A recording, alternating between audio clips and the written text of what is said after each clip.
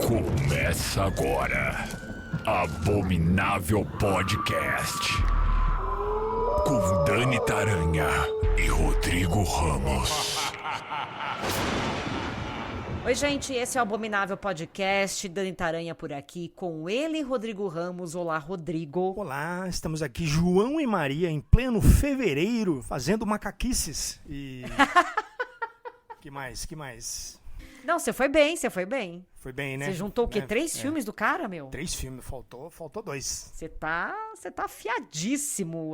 Brasileiros, vocês sabem que hoje falaremos da filmografia do Osgood Perkins, Oz, para os íntimos, não sei se vocês sabem, mas a gente é muito íntima do Oz. Ozinho também. Ozinho.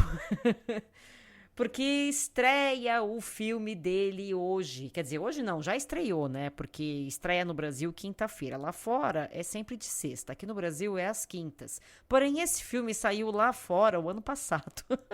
Então, quem tem acesso, como nós temos acesso aos lançamentos internacionais com antecedência... Nós já vimos. Temos esses recursos... E falaremos aqui pra vocês sem spoilers, tá? Esse filme em inglês se chama Keeper. Em português ele ganhou o nome de Para Sempre Medo. Então falaremos de todos os filmes do Osgood Perkins, porque não são muitos, dá pra gente... Todos os 6 filmes do Osgood. Dá pra gente falar de boaça e a nossa crítica do Para Sempre Medo no final, tá bom? Sem spoilers, não se preocupem. Antes, apoia.se/Abominável Podcast. O nosso apoia-se para você contribuir, para a gente ter dinheiro suficiente para fazer mais do que 6 filmes. Pra gente financiar o Osgood Perkins para ele lançar um filme por ano. Eu tô gostando. Se bem que ano passado ele fez o quê? 2, 3, né? Ele fez 2, eu acho, ano passado. Ele lançou um no começo e um no final. É isso aí. Eu gostei, eu achei bom. Trabalhando mais do que muita gente por aí. Pois é, ele tá numa vibe esses últimos anos meio Shyamalan. Todo ano tem um filme. Só que bom. Então tem essa diferença. Então vai lá no apoia.se/Abominável Podcast, garanta a sua camiseta do Abominável. Na descrição tem um link direitinho aí. Também tem o link no meu Instagram, no Instagram do Rodrigo, no Instagram do podcast, para você comprar a nossa camiseta e apoiar este programa. O tecido é um algodão premium. São 5 estampas exclusivas desenhadas por uma ilustradora brasileira chamada Ive Morim. Então, não é ChatGPT, a gente pagou o artista, tá legal? E se você comprar a camiseta, você também ajuda esse programa. A minha preferida é do Nosferatu, porque eu achei que ficou muito bonitinho. É a que eu mais gosto. E a que eu sempre coloco, todo mundo fala, essa camiseta. Todo mundo fala, não tem jeito. Você tem uma preferida, Rô? Eu gosto do Nosferatu e, é lógico, do Abominável. A do Abominável também tá bonitinho, porque ele tá com fone de ouvido. Vai lá, então, garantir a sua. E caso você pode estar aí dizendo, mas Dani, Rodrigo, eu estou numa pindaíba, estou vendendo almoço para comprar a janta, estou latindo no quintal para economizar o cachorro. Como posso apoiá-los? Você pode fazer o quê? Você pode classificar o nosso podcast na sua plataforma, né, onde você escuta aí, seja no Spotify, no Amazon Music, no YouTube. Vai lá, deixa a sua curtida, deixa o seu comentário para engajar, vai lá no Instagram, deixa também sua curtidinha, ajude-nos compartilhando o podcast, comentando, que aí a plataforma entende que a gente é relevante, e nós somos mesmo, porque eu não vou mentir, não sou de falsa modéstia, né? Fazer o quê? E aí a plataforma ajuda espalhando a palavra do Abominável para mais pessoas. E tudo isso é de graça. Tudo muito bem-vindo, a gente agradece demais. Bom, comecemos então a falar dos filmes do Osgood Perkins pelo começo. O primeiro filme dele, primeiro longa-metragem, saiu em 2015. E aqui no Brasil ele ganhou o nome de A Enviada do Mal. Esse filme em inglês se chama Fevereiro. E ele tem 2 nomes em inglês, né? Você pode encontrar ele como Fevereiro e A Filha do Casaco Preto, que é o The Black Coat Dodger. Pra você ver. O filme tem 2 títulos em 2 inglês. nomes, aí o brasileiro pegou e falou, não é o suficiente, vou fazer mais um. Exato. Então agora ele tem 3 títulos. Mas daí é bom você procurar por diretor e para evitar que caia numa cilada Bino. Do que se trata este filme? Bom, a história se divide em 2 linhas temporais. A gente tem primeiro no passado as estudantes Cat e Rose, que ficam presas no internato durante o recesso de inverno. A Rose mente dizendo estar grávida para conseguir ficar com o namorado. Já a Cat é super na dela, assim, dependente emocionalmente dos pais. Enfim, é muito diferente da Rose e calha das duas ficarem presas no recesso de inverno, nesse internato onde elas estudam. Aí passam-se os dias, a Cat começa a agir de uma forma estranha. Por quê? Porque ela está ouvindo vozes, ela está vendo coisas e ela começa a demonstrar um comportamento dissociativo. Aí o pessoal olha de fora e o que pensa? Possuída pelo demônio. E aí essa pseudo-possessão ou não, você vai ter que assistir o filme para saber, ela meio que se identifica, começa a rolar umas mortes ali no internato e, enfim, você vai ter que assistir o filme para saber como isso termina. Mas ele realmente é bem surpreendente, ele tem um twist aí. Ele tem um twist nesse plot e que é muito bem feito, que é muito bonitinho, é muito direitinho ali, é muito legal. E eu acho que vale a pena vocês olharem, porque esse aqui realmente me surpreendeu, Rô. Eu já vou tirar o elefante da sala aqui, dizendo que da filmografia do Osgood Perkins é o meu preferido. Eu revi todos recentemente, tinha alguns... Todos não, né? A gente... Teve os do ano passado, né? Que ano passado mesmo. E peguei para rever agora os 3 primeiros filmes dele. E, de fato, esse aqui, para mim, ele é muito bom. Ele é uma aula de como construir um clima, de como plantar mistérios de forma intrigante, assim. Ele é bem... Você fica acompanhando e tentando entender onde que isso vai chegar, sabe? Até que as coisas se conectam e você fica, uau! É bem isso, faz o quê?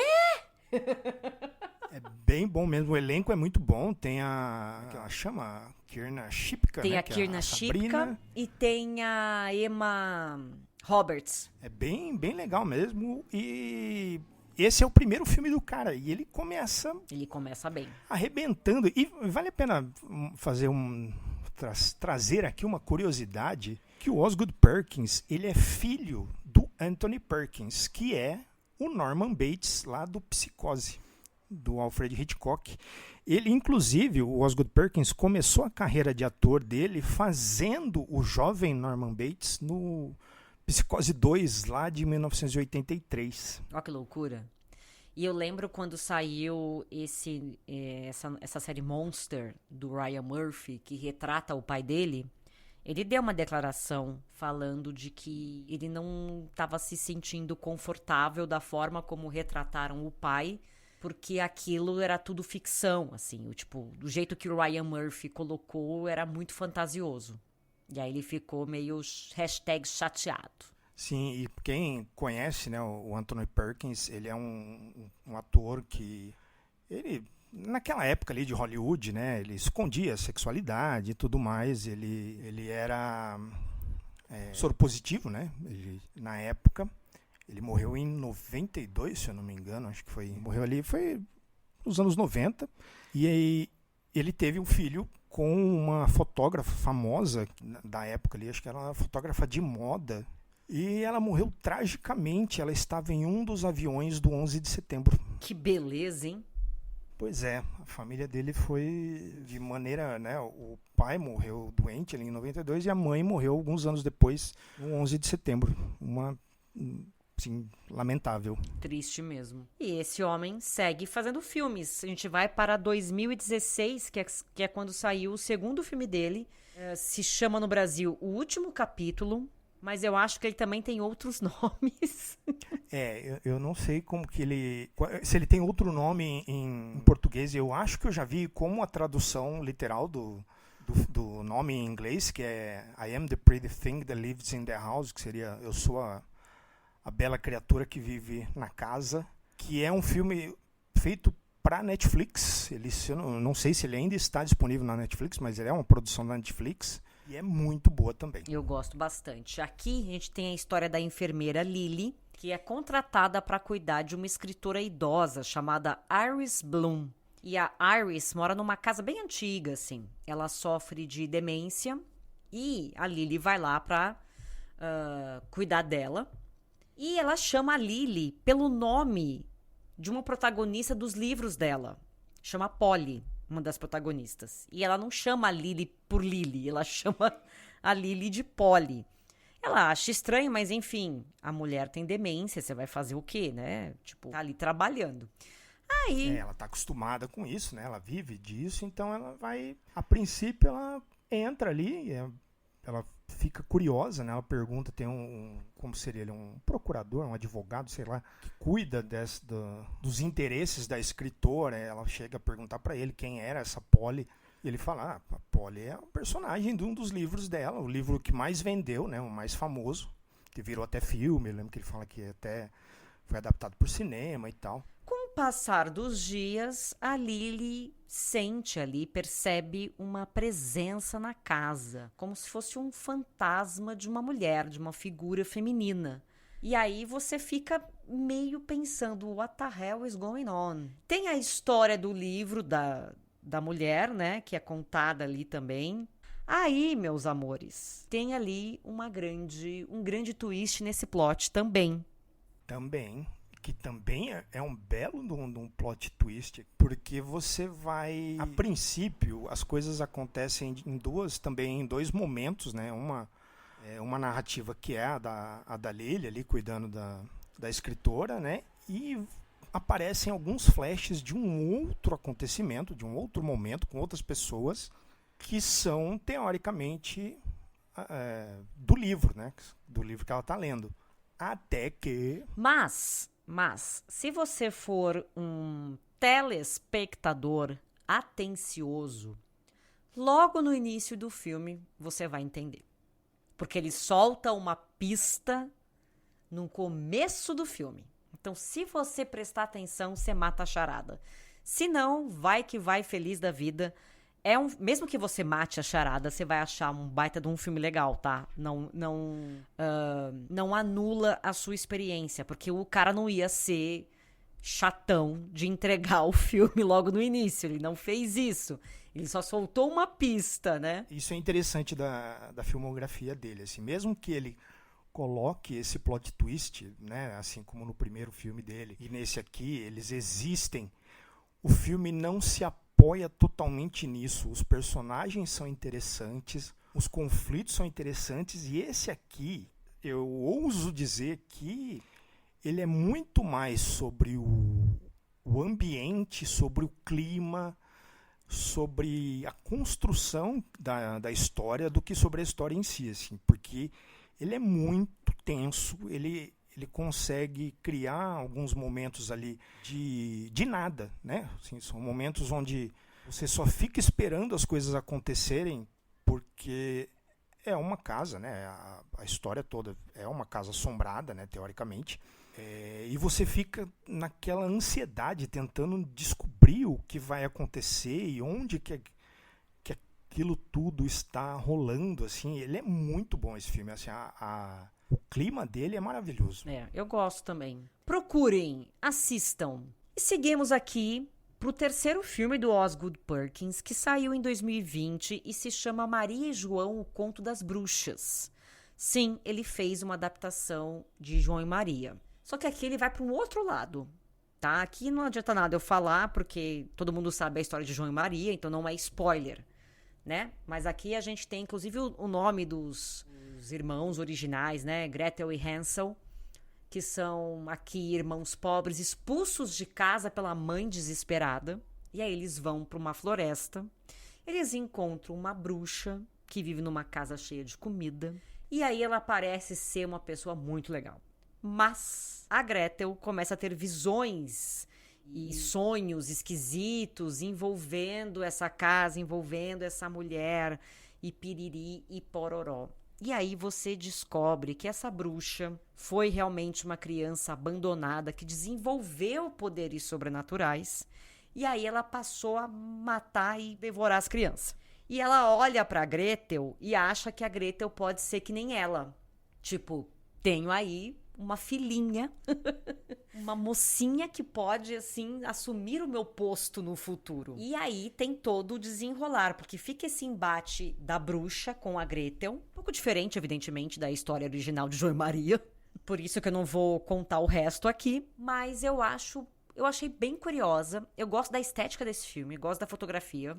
Acho bem bonita. E eu acho legal como ele mudou um pouco esse lance desse conto de fadas. E a gente já percebe isso no título, né? Que ele inverte a posição. Em vez de João e Maria, ele coloca Maria e João, dando mais importância para Maria, né? Para Gretel.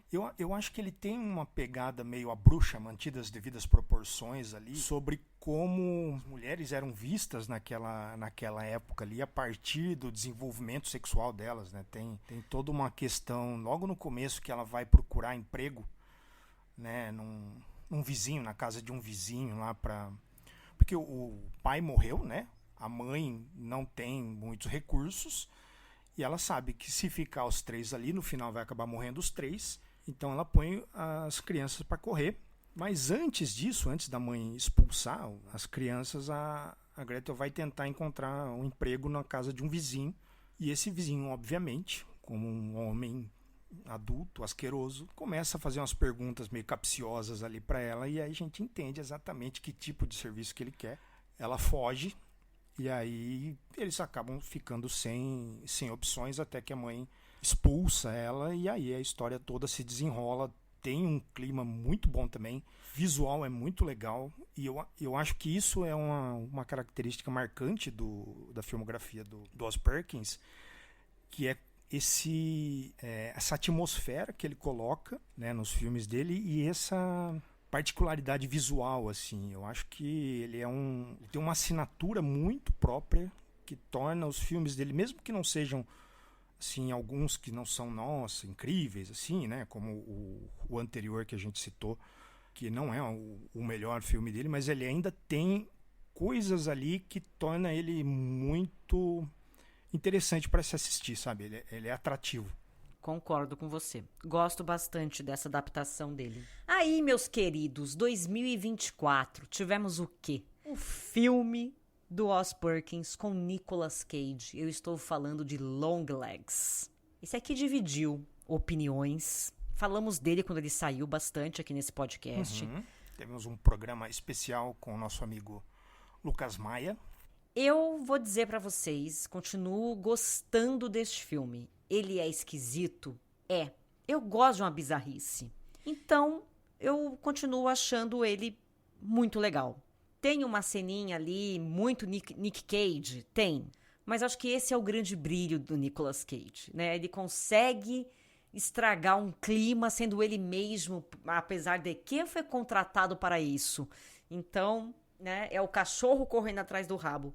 Para quem não lembra ou não sabe, Longlegs conta a história de uma agente do FBI, ali, que investiga uma série de assassinatos, aparentemente sem ligação. Aí depois você vai ver, né, que tá rolando, envolve pais que matam suas famílias, cartas enigmáticas assinadas por Longlegs, como se fosse um nome de alguém, assim, uma assinatura, enfim. Temos aí um elemento ocultista, um negócio de ritual e pipipi. Não podemos nos alongar, senão perde a graça, você que não assistiu, então é melhor a gente não entregar o final aqui. Mas ele sendo bizarro, ele sendo esquisito, ele sendo estranho, eu continuo gostando dele. Eu acho esse aqui é o meu segundo preferido na filmografia dos Oz Perkins. Eu vi aqui, são 6 filmes, né? Não são muitos. Eu considero esse aqui o segundo mais interessante, depois do primeiro filme dele. E justamente por conta dessa atmosfera que ele segue exagerando. E aqui ela vai pro extremo, assim, né? Ele chuta a bizarrice e a estranheza do filme lá pra cima. Quando você contrata o Nicolas Cage pra trabalhar no seu filme, você já espera que algo bizarro aconteça. Já vem no contrato dele, deve estar lá, uma das cláusulas do contrato. Com certeza tem alguma coisa. Ele precisa de uma cena pra ele gritar. E acontece isso em Longlegs. Aquela cena que não faz o menor sentido no carro. Mas enfim, ainda assim é um filme legal. Ele vem no Vale da Estranheza e aí você pensa, o próximo filme dele vai ser tão estranho quanto. E não. Ele vai pra outro lado.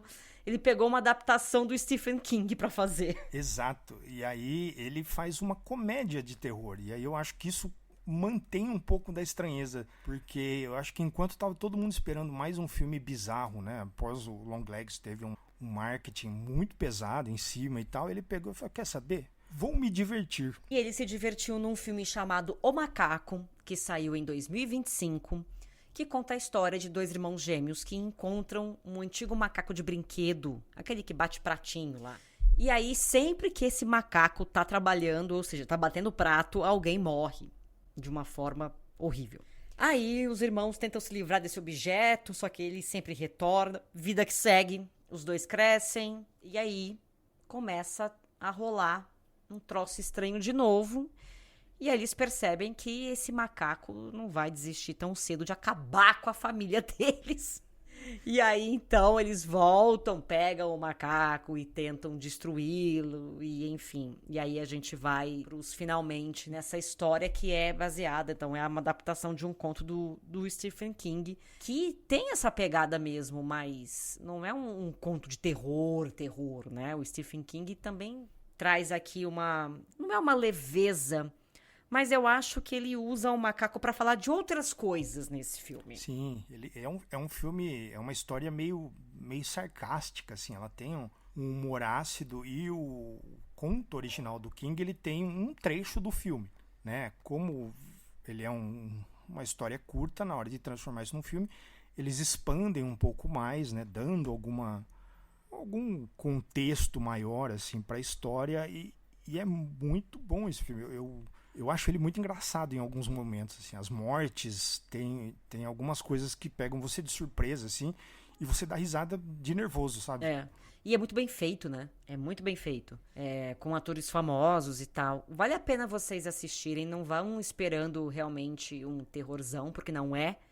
Mas existe ali um valor. Eu gostei do macaco. Gostei mesmo. E aí ele soltou, porque o macaco foi no começo de 2025. No final de 2025, ele soltou Keeper, que aqui no Brasil se chama Pra Sempre Medo, que estreou agora somente. Então, por isso que a gente falou que ele soltou 2 filmes ano passado, porque sim, foi o que aconteceu nos Estados Unidos. Mas antes de falarmos de Para Sempre Medo, que é o que está em cartaz, eu quero lembrá-los da Darkflix Plus, que é o único serviço de streaming deste país que é focado em filmes de terror, ficção científica e fantasia. Você acessa pelo celular, tablet, aplicativo, computador, televisão, onde você quiser, tá? Tem na Claro TV também. E aí você tem acesso a um catálogo gigante de filmes de terror de todas as décadas possíveis e imagináveis, com todos os gêneros e subgêneros. Custa R$ 9,90 por mês, que é um valor simbólico para um catálogo. Não tem propaganda, o que é ótimo. E vale muito a pena para quem gosta de filme de terror como nós. Por quê? Porque se for esperar qualquer outro serviço de streaming ajudar a gente na parte do terror, nós estamos ferrados. Porque ninguém coloca nada bom. E na Darkflix todo dia entra um filme, tá? Então, se isso não te convenceu a assinar a Darkflix, eu não sei o que eu posso te dizer pra isso acontecer. Então, vai lá, darkflixplus.com.br e o Instagram é darkflixplusbr. Eu sempre falo do Instagram porque é legal, porque eles colocam lá as novidades da semana. Eles colocam no início do mês, eles já colocam um post com todos os filmes que vão entrar. Você já fica de olho. E aí, a cada semana, eles vão postando também os filmes que estão chegando. Então, acesse darkflixplus.com.br. Chegamos, Rodrigo. Para Sempre Medo, este filme que está em cartaz nos cinemas, que conta a história de uma mulher que tem um histórico de relacionamentos fracassados, arruma uns boy lixo pra ela. Tudo bem que essa... porque é fácil, né? Até porque... É fácil arrumar um homem que não presta, né? É o que mais tem, inclusive. O que mais tem, inclusive, a gente não colabora. E essa mulher chamada Liz tá evidentemente insegura e tal. não é por menos. E aí ela tá saindo com um carinha, o Malcolm, e eles decidem viajar, fazer um passeio numa cabana isolada no meio da floresta. Porque, é claro, senão não tem graça, né? Se for num, sei lá, num hotel em São Paulo, não é tão legal quanto numa cabana, tipo, em Monte Verde. Um resort, né? Pra quê? Um Airbnb ali em Santo Antônio do Pinhal, entendeu? Vale a pena citar que a cabana é uma cabana da família, no meio do nada, né? E o Malcolm, ele é vizinho da cabana do primo, que é um arrombado. Nossa, esse primo é insuportável, meu Deus. As primeiras cenas do primo você quer matar já. Você quer matar esse cara. Você fala, meu, que cara idiota. Enfim, tá lá a Liz, o Malcolm. A Liz achando que vai dar tudo certo. Começa a ver que tem alguma coisa estranha. Primeiro, esse vizinho que é o primo. Não era nem pra você tá aí, amor. O que você tá fazendo aqui? É pra ter um fim de semana de amor, de romance? E tá esse primo aqui me pentelhando? Não dá. Então ela primeiro fica bugada aí com esse primo. Depois começa a ficar bugada porque o Malcolm não é lá o cara mais carinhoso do mundo. Ela começa meio que repensar tudo isso, vendo ali o histórico dela de namorados, né? No meio do rolê, o Malcolm, ele é um médico e ele precisa voltar para a cidade para atender uma paciente que saiu de um coma. Aí Malcolm larga essa mulher na cabana, sozinha, e vai-se embora. Aí o que já tava esquisito fica pior, porque ela começa a escutar coisa estranha, objetos que parecem que se movem sozinhos, aquela sensação de que tem alguém te vigiando. E ela fala, caramba, o que tá acontecendo? Aí, meus queridos, a casa começa, digamos assim, a revelar coisas sobre ela. E o bicho pega daí pra frente. Eu acho que esse aqui, de todos os filmes dele, é o que mais vai dividir opiniões, assim. Aqui também tem um plot twist. E é um plot twist que pode não agradar a todo mundo, porque ele é meio enigmático, digamos, né? Ele é uma daquelas coisas que não vem muito explicadinha e é muito estranho. Eu gosto do final, assim, tem uma questão visual e da bizarrice do final ali, eu gosto bastante, mas o filme, ele carece um pouco demais a mostrar, sabe? Eu acho que ele acaba sustentando muito ele estende demais a questão da moça na cabana, e aí quando ele precisa resolver, as coisas ficam meio PowerPoint, sabe? Quando tem que... Tá, vocês não entenderam, eu vou te explicar. As pistas poderiam estar mais espalhadas ao longo do filme para você poder, quando chegasse nesse final, você aceitar melhor, sabe? Isso que você falou, eu senti também, esse lance de aceitar melhor o final deste filme. Ele não é o meu preferido, eu gosto dele, mas eu gostei menos do que, por exemplo, os dois últimos, comparando ao Macaco e Longlegs. Justamente por isso, porque ele cria uma atmosfera, só que esse final, né, a revelação do que você fala, será que eu queria isso mesmo? Será que, sabe? Será que não podia ser outra coisa? E aí você cria na sua cabeça outros finais, outros desfechos, outras revelações pra esse filme. Eu acho que tem algumas conexões que acabam um pouco forçadas. Esteticamente ele é muito bonito. É o que você falou, a cena final realmente é belíssima. As coisas que aparecem no final ali são muito legais, muito loucas visualmente. A atriz é ótima, é a Tatiana Maslany. Ela é maravilhosa. O elenco é bom. Mas é isso, ele não me pegou. Ele não conversou comigo como os outros filmes conversaram. Eu acho que da minha lista aqui, eu revi, né? Eu tava olhando aqui no Letterboxd. É o último da minha lista, assim, de todos os filmes dele, é o que eu gosto menos. Mas todos eles meio que têm a mesma nota, assim, pra mim, sabe? Eu acho que ele é o que me pegou menos.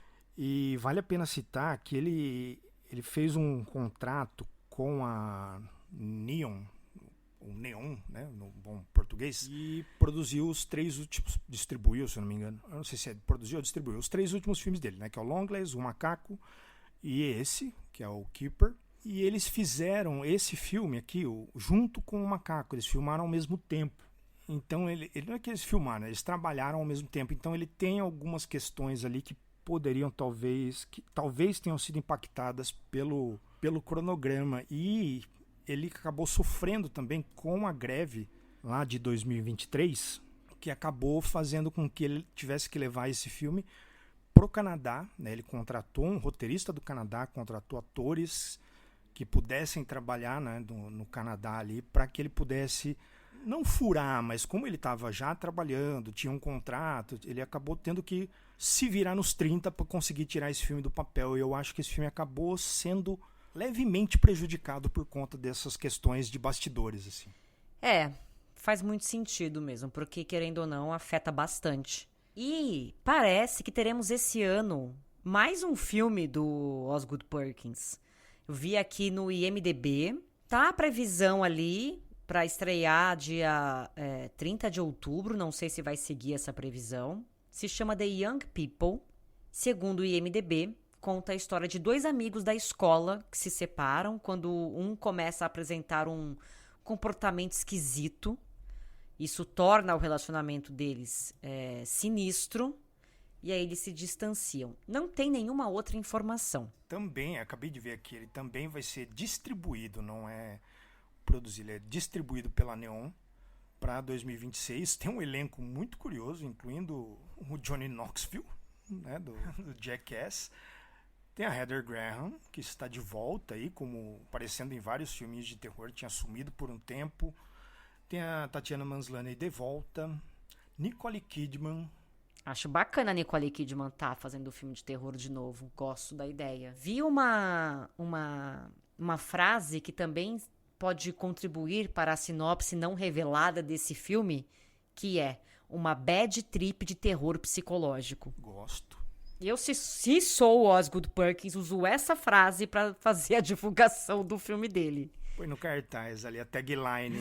Achei muito, muito boa. Então, aguardemos aí. Vamos ver se no segundo semestre estreia ou se vai ficar pro ano que vem. Mas conta aí nos comentários pra gente qual é o seu filme preferido do Osgood Perkins. Se você já viu esse que tá no cinema agora, se você já assistiu os outros que a gente contou aqui. Queremos saber a sua opinião. Conte para nós. E a sua, Dani? Qual é a sequência para você? São só 6 filmes? Dá pra... Eu gosto de coisas esquisitas, então eu vou de Longlegs em primeiro. Vou colocar A Enviada do Mal em segundo. Eu troquei a ordem com você. Aí eu coloco o Macaco em terceiro. Eu gosto bastante do Macaco. Coloco O Último Capítulo em quarto. João e Maria e João, no caso, em quinto. E o Pra Sempre Medo em sexto também. Boa. A gente inverteu 2 aqui. Na minha sequência A Enviada do Mal em primeiro, Longlegs em segundo, Maria e João em terceiro, O Último Capítulo em quarto, O Macaco em quinto e o Keeper em último. Mas como eu disse, hein, gente, o Keeper está em último por ser o que eu menos gosto, porque para mim aqui, na minha avaliação, ele é em notas, né, que eu não gosto muito de dar notas, mas dentro aqui do Letterboxd ele fica com a mesma nota dos últimos 4 da lista. É só organização de preferência mesmo. Então, ele não é um filme ruim, não é o nosso preferido, mas ele não é um filme ruim, então vale a pena ser visto sim. Conta pra gente aqui nos comentários e voltamos semana que vem com mais um episódio inédito deste podcast. Um beijo pra vocês. Beijo, Rô. Beijo. Abominável Podcast. Siga-nos no Instagram, @Abominável Podcast.